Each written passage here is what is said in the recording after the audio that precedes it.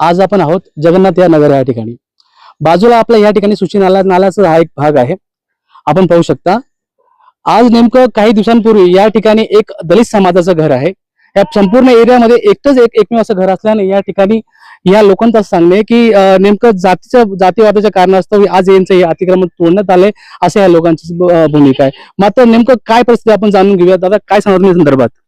आमचं म्हणणं आम्ही गेल्या 70 वर्षापासून आम्ही इथे राहतोय आणि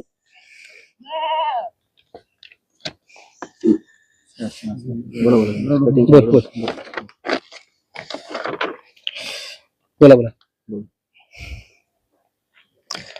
नगरपालिका गेल्या वारंवार 25 वर्षापासून नगरपालिकेमध्ये गेल्या 25 वर्षापासून आमच्या तक्रारी जात होत्या आणि तक्रारी जात असताना देखील कमलेश नारायण देवरे आणि वैभवी दुसाने या दोघांनी दखल घेऊन आमचं घर तोडण्यात आलेलं आहे. सदर आम्ही त्यांच्याकडे विनवण्या केल्या, कमलेश देवरेला फोन केले, त्यांच्या घरी जाऊन भेटलो त्यांना प्रत्यक्ष, तर तरी त्यांनी दुर्लक्ष केलेलं आहे. दुर्लक्ष केलं असताना त्यांनी आमचं घर दार सगळं तोडून टाकलं. आई आपण काय सांगणार या संदर्भात? मी सांगते ना, मी 60-70 वर्षापासून इथे राहते. आज तुमचं जे तुम्ही सो कष्टाने तुम्ही घर बांधलं होतं आणि आज तोडले गेल्या संदर्भात तुमची काय प्रतिक्रिया आहे? मग माझं घर तोडल्याच्या नंतर मी आज एक झोपडीच्या तट्ट्यामध्ये राहत होते. यांनी माझं घर जाळून मला मारण्याचा प्रयत्न केला, लेकर बाळ. त्याच्यानंतर मी यांनी माझं बिगर नोटीसचं 2दा सामान भरून नेलं. तरी मी राहतेच आहे इथं जागेवरती. त्या जागेवर राहत असल्यामुळे मी दुसरं सामान आणून घर उभं केलं. तरी आणखीन डबल त्यांनी मला असा त्रास दिला की घर तोडण्याची धमकी दिली, पण ती तोडल्या गेली नाही.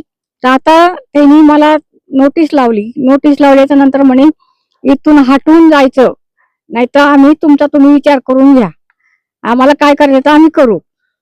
भाऊ आपल्याकडे काही सदर या जागेसंदर्भात काही पुरावे आहेत का? जसं आता या ठिकाणी आपण बघतो नाल्यापासून आपलं काहीतरी खूप साऱ्या अंतरावर आपलं आज एक जे छोटं झोपडं नाल्यापासून आमचं घर गेल्या 60-70 फुटापासून लांब आहे आणि रोडापासूनही 50-60-70 फुटापर्यंत लांब घर आहे.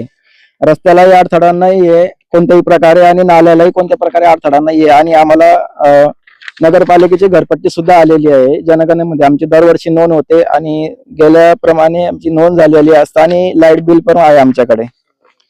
लाईट बिल पण आम्ही भरतोय, गेल्या 10-15 वर्षापासून लाईट बिल भरतोय.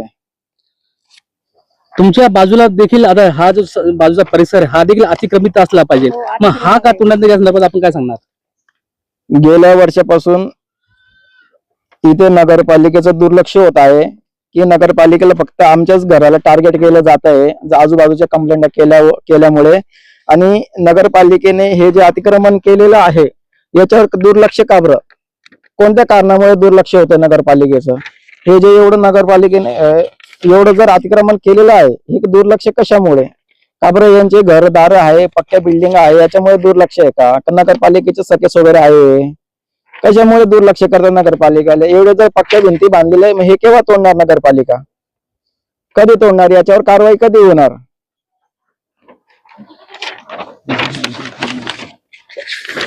हे एवढं अतिक्रमण जर आहे केलेलं, हे 40 फुटाचं अतिक्रमण केलेलं आहे, मग याला तोडणार कधी? याच्यावर कारवाई होणार केव्हा?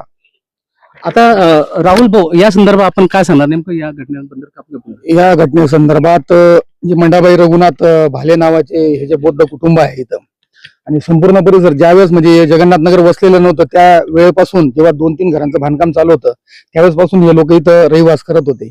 रहिवास करत असताना आज इतके वर्ष झाल्यामुळे फक्त हे बौद्ध समुदायाला असल्यामुळे एका देवरे नावाच्या जात्यानंद धर्मांध व्यक्तीला ते खटकतंय कुठंतरी, म्हणून गेल्या अनेक वर्षापासून तो महानगरपालिकेला तक्रारी दाखल करत होत्या.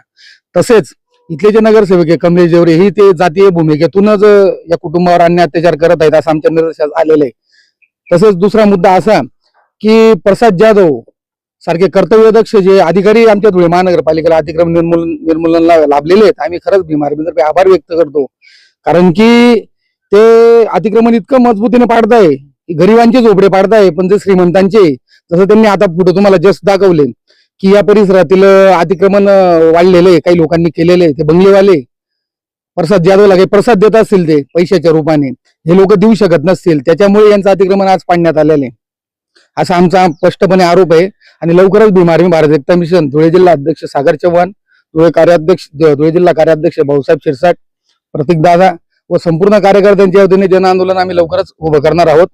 आणि युवादक्ष पत्रकार संघाच्या वतीने सुद्धा 108 अतिक्रमित लोकांचे जे व्हीआयपी कल्चर मधले लोक आहेत, जे सत्ताधारी पक्षाचे हस्तक आहेत, त्यांचे जसे तसे जे ठेवलेले त्याच्यावर सुद्धा आमची लढाई चालू आहे.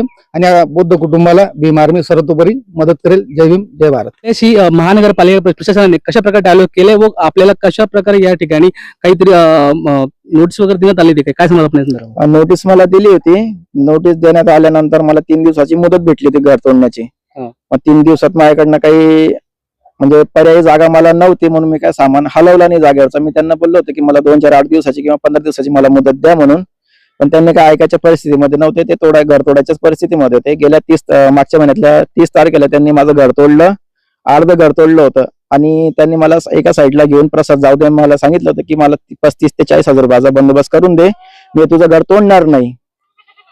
नेमकं बघू शकता की प्रसाद जाधवने या ठिकाणी यांच्याकडे लाच देखील मागितली. म्हणजे 30-35 हजार रुपये जर तुम्ही देणार तर आम्ही तुमचं घर पाडू नये. म्हणजे अत्यंत शोकांतिक बाब आहे की एका सर्वसाधारण जे दलित कुटुंबातलं घरचे जे बघू शकता आपण आज हालाकीची परिस्थिती आहे लोकांची. या लोकांकडून देखील यांनी यांच्या पैशाची डिमांड करणं म्हणजे कितपत योग्य आहे? पुनर्वसन करण्यात यावं ही आमची मागणी आहे. हाय त्याच ठिकाणी आम्हाला पर्यायी दुसरी जागा नाही पाहिजे. आम्हाला हाय त्याच ठिकाणी आम्हाला पुनर्वसन करणं पाहिजे. आपण पाहू शकता की एकीकडे आज संपूर्ण धुळे शहरामध्ये सुशी नालाचा प्रश्न असेल, एकीकडे स्टेशन रोडचा प्रश्न असेल, या ठिकाणी अतिक्रमित ठिकाणी काहीतरी उद्ध्वस्त करण्यात आलं. मात्र स्टेशन रोडच्या लोकही समाज बांधवांनी यामध्ये मोठं जन आंदोलन केलं होतं. आज त्या तात्पुरती स्थगिती दिली. मात्र या जगन्नाथ नगर मध्ये एक बुद्ध समाजाचं घर असल्याने, एकटं घर असल्याने या ठिकाणी जाणीवपूर्वक या घराला तोडण्यात आला असा यांचा आरोप आहे. आणि पुढील काळामध्ये या लोकांना न्याय मिळेल का हे पण तितकंच महत्त्वाचं ठरेल. मी जितेंद्र, जनसामान्याचा आवाज.